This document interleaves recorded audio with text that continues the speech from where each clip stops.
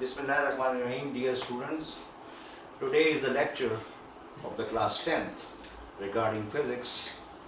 The article is the ripple tank. Ripple tank क्या होता है? Ripple tank is a tank. ये देखिए एक rectangular tank है, इसके अंदर पानी भरा हुआ है और ये वाटर में जो वेव्स जनरेट होंगी उनकी डिफरेंट प्रॉपर्टीज, जिसमें बड़ी बड़ी रिफ्लेक्शन, रिफ्रैक्शन एंड डायफ्रैक्शन, उसको स्टडी किया जाएगा. What is a ripple tank? एक रेक्टेंगुलर टैंक जैसे एक्वेरियम है, उसके अंदर पानी भरा हुआ है, यहाँ पर एक वुडन शाफ्ट है, इसके ऊपर मोटर लगी हुई है और जब मोटर चलेगी it will cause the vibration to produce, और उस वाइब्रेशन की वजह से ये वुडन शाफ्ट विल वाइब्रेट. और ये याद रखिएगा, ये wooden shaft is immerse slightly into the water. तो जब वाइब्रेट करेगी तो इट विल कॉज, क्योंकि ये स्ट्रेट है, परपेंडिकुलर नहीं है, हॉरिजॉन्टल है, स्ट्रेट वेव प्रोड्यूस करेगी, जैसे कि हम पिछले लेक्चर्स में पढ़ भी चुके हैं. Straight wave will produce, the wave will move to here and here. हम सिर्फ इनको देख रहे हैं. Reflection, refraction and diffraction.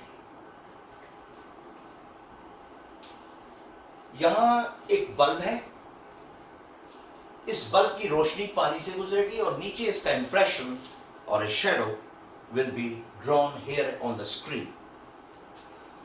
Reflection, refraction and diffraction, ये याद रखिएगा. तीनों जो आर्टिकल्स हैं, we will study that article from the ripple tank. You must have a slight bit of knowledge of the reflection. What is that? Reflection में जब भी wave, say light wave, ये याद रखिएगा, ये water wave है. They are mechanical wave, they need a medium. Light wave or electromagnetic wave, they do not need a medium, लेकिन both of them are waves. So I will, क्योंकि आपने early classes में light को ज़्यादा पढ़ा हुआ है, लाइट रे आए या वेव आए और ये एक मीडियम है, ये एक imaginary perpendicular line which is known as a normal, इसके ऊपर पड़े, this angle is called the angle of incidence. And according to the reflection, the ray will be reflected back into the same medium. And reflection में सबसे जरूरी बात ये है कि एक तो लाइट या वेव अपने मीडियम में वापस आएगी, और दूसरी बात ये है, it will bend in a way that the angle of reflection is always equal to the angle of incidence. Class 9th में इसको कहते हैं लॉज ऑफ रिफ्लेक्शन. एक तो मीडियम में वापस आना और उतना ही एंगल ऑफ रिफ्लेक्शन लेना या बनाना जितना एंगल ऑफ इंसिडेंस है. These are the two laws of reflection. So यहां पर जब वेव जनरेट होंगी, स्ट्रेट वेव होंगी, यहां पर ऊपर लाइट है, ये लाइट इस वेव से जब गुजरेगी, स्ट्रेट वेव्स हैं, ये देखिए स्ट्रेट वेव्स बनाई गई हैं, ये स्क्रीन पे उनका इमेज है. I can not draw it exactly here, so इसको यहां बनाएंगे. So it comprises upon the dark and the bright bands. What does it mean? What is a dark band? ये याद रखिएगा कि जो वेव है, we have studied before that the wave is like this, water wave और transverse wave. So जब ये tank में पैदा होंगी वाटर वेव्स, ऊपर लाइट है, से लाइट इज हियर,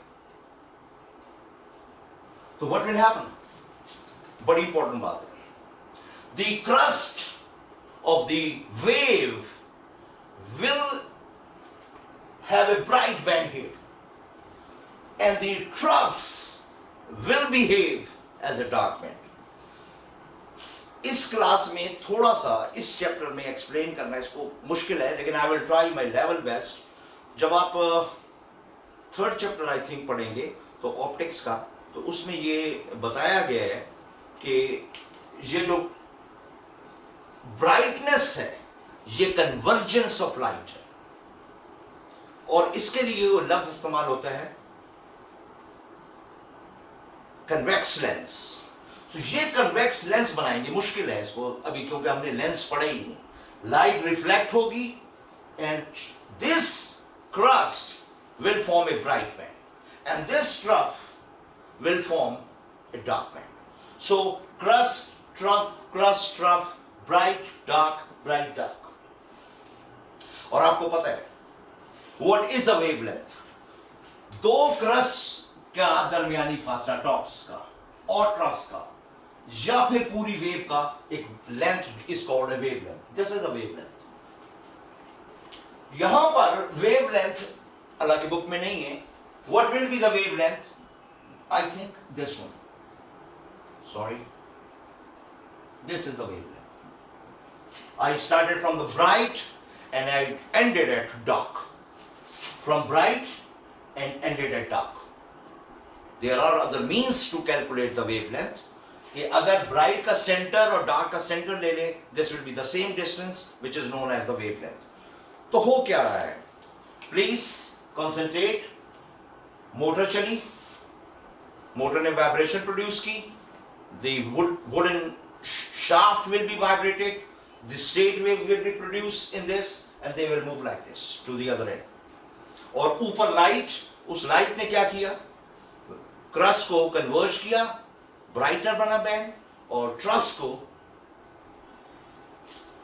लाइट बिखर गई, मींस डार्कनेस। फिजिक्स में डार्क का लफ्ज नहीं, सिर्फ लाइट का जिक्र है।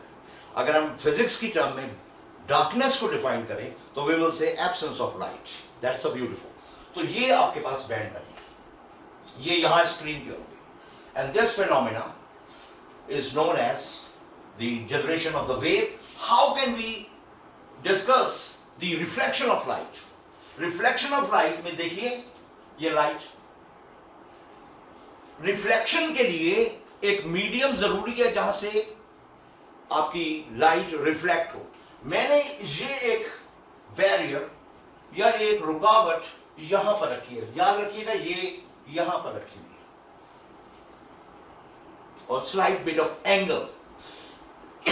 क्यों स्लाइट बिट ऑफ एंगल रखा? अगर मैं इसको यहां पर यूं रख लूं तो वेव सीधी वापस आ जाएगी, तो मुझे कुछ एंगल देना पड़ेगा। ये याद रखिए, ये हिस्सा यहां पर कहीं होगा, बिल्कुल यहां पर मैं तस्वीर नहीं बना सकता, बहुत छोटी हो जाएगी। एंगल सीधा क्यों नहीं रखा? क्योंकि सीधा रखता तो वेव जाके उसी रास्ते में वापस आती। ये ब्लूज शैडोज क्या शो कर रहे हैं? डेफिनेटली ये वेव पैटर्न है, डार्क एंड द ब्राइट्स, ये वेव मूव कर रही है, याद रखिए वेव पैटर्न है। और ये एरोस क्या बता रहे हैं? Direction of motion of the wave. And they will strike, and if I draw a normal which is an imaginary line, then this angle between the incident wave and the normal will be known as the angle of incidence. And now what will happen? The wave will be reflected. यूं गई और यूं वापस आई। पहले याद रखिएगा wave का pattern ये था। Look at this, dark, bright, and this pattern will be like this. So don't confuse कि अब ये पैटर्न क्यों है, because they have been reflected from this barrier, and the pattern will be dark, bright, and so on. And this angle of this is known as the angle of reflection. And always bear in your mind when you will calculate it, the angle of incidence must be balanced by the angle of reflection. This phenomena is a reflection. So ripple tank, इसकी construction, screen, picture मिल रही है। और एक बात important है बड़ी, ये तस्वीर मिलना एक ऑर्डिनरी कैमरे से इम्पॉसिबल है, ये आपकी बुक्स में नहीं है। ये तस्वीर आपको नहीं मिल सकती। Why? Because waves are moving very quickly. तो जब यहां पर ब्राइट होगा, in the next instant it will be a dark and then bright and the dark. You will see nothing but the blur image. So how can we get this? We can get it by using a very high speed camera. This picture is taken, अगर आप अपने ordinary कैमरे से इसकी तस्वीर लेना चाहें तो there will be a blurriness and nothing. So high speed कैमरे से ये तस्वीरें बनाई गई हैं। Reflection. And now there comes $1 million article. which is known as refraction of waves. Reflection of water waves है, लेकिन मैं फिर लाइट को इस्तेमाल करूं. What is a refraction? Reflection और रिफ्रैक्शन में सबसे जो कॉमन पॉइंट है which differentiate both of them is that reflection में उसी मीडियम में वापस आती है और रिफ्रैक्शन में the wave cross the medium of that system. ये आपके पास एक इमेजिनरी लाइन है जो दो मीडिया को डिफरेंशिएट करती है. Say this is medium 1 and this is medium 2. Can be water, can be air. मुझे नहीं पता क्या है. Light is coming and this is nothing but incident wave. It can be light, it can be water.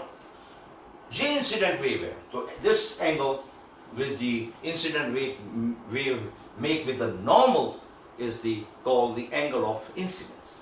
And now there is no reflection here. It can be reflected, but I am not discussing it. This is the refraction. Refraction में क्या होगा? The wave will enter into another medium. So जब medium में enter होगी, तो अगले chapters में मैं आपको पढ़ाऊंगा कि इसकी direction जो ये होनी चाहिए, ये नहीं होती.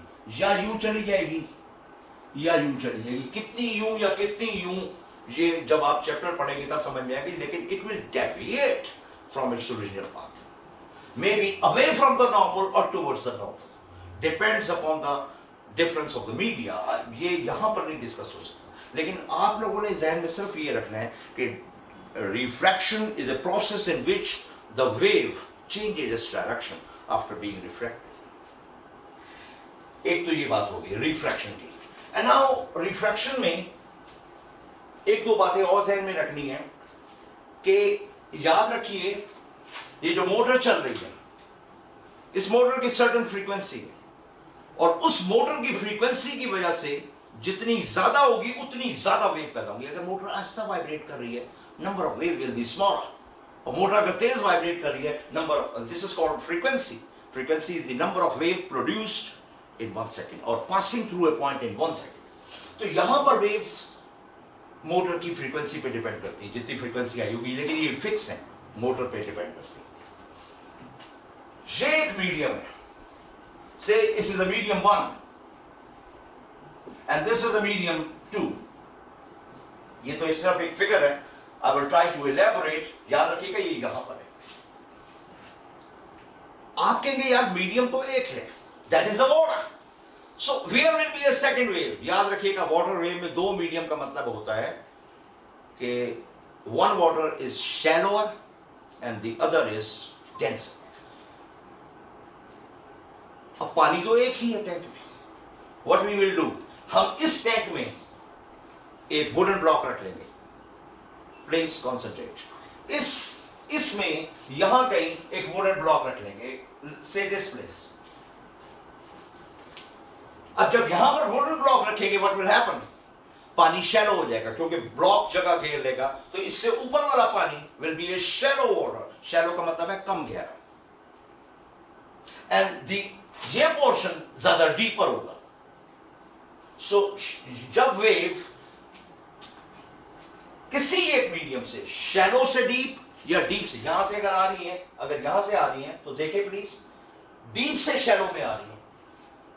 और अगर खैर यहां तो नहीं होगा, यहां से यहां आए तो शैलो से डीप और यहां से आए तो डीप से shallow.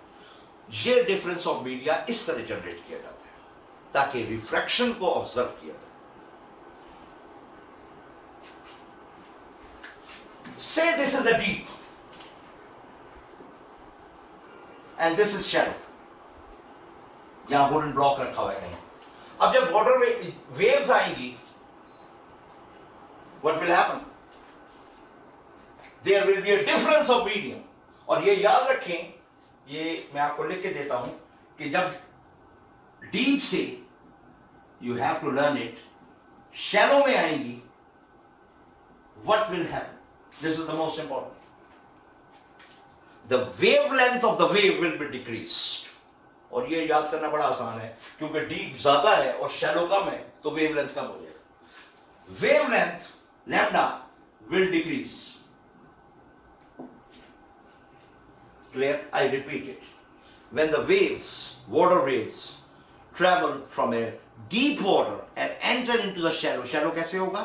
Put a block in that place, तो उससे ऊपर जो पानी होगा वो कम हो जाएगा. ये ब्लॉक है, ये पानी है shallow, और पिछला वाला पानी deep. तो deep से जब shallow में दाखिल होंगी, wavelength will be decreased.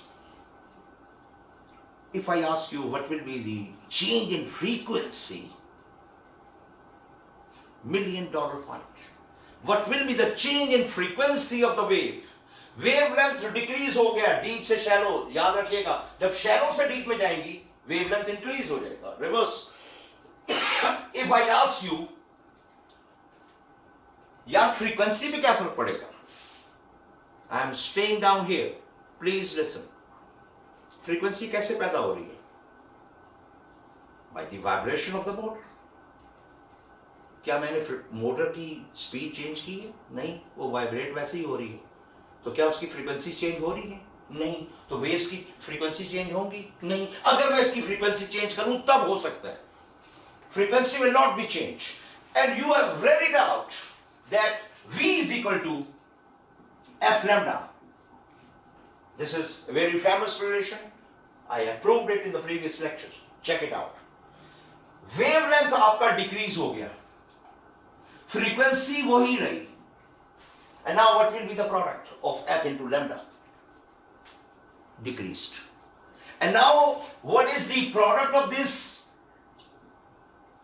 speed or the velocity? So velocity will decrease when the wave will enter from a deep water into a shallow water. और याद रखिएगा, रिफ्रैक्शन में एक और फिनोमेना भी है, डायरेक्शन भी चेंज होगी. यहां एरोज नहीं बने, डायरेक्शन भी चेंज हो रही है. डायरेक्शन भी चेंज हो रही है और सही फिगर नहीं है. वेवलेंथ डिक्रीज का मतलब है ये पैटर्न क्लोज होना चाहिए, निस्बतन क्लोज होना चाहिए. ये वेवलेंथ अगर यहां से यहां तक का है तो यहां से यहां तक का वेवलेंथ डिक्रीज हो जाएगा. Wavelength decrease. And please do it by yourself. What will happen when the wave will enter from shallow to deep? The whole idea will be reversed. जब shallow से deep में जाएगी क्या होगा? Wavelength बढ़ेगा. Wavelength बढ़ेगा, frequency वही है. फिर मैं बता रहा हूं why the frequency is not changing, because the motor which is the causing the frequency of the wave to be produced is not changing. So F into lambda will change. अगर lambda decrease होता है, कब decrease होगा? Deep से shallow में. Wave slow हो जाएगी, और जब शैलो से डीप में जाएगी the idea will be reversed.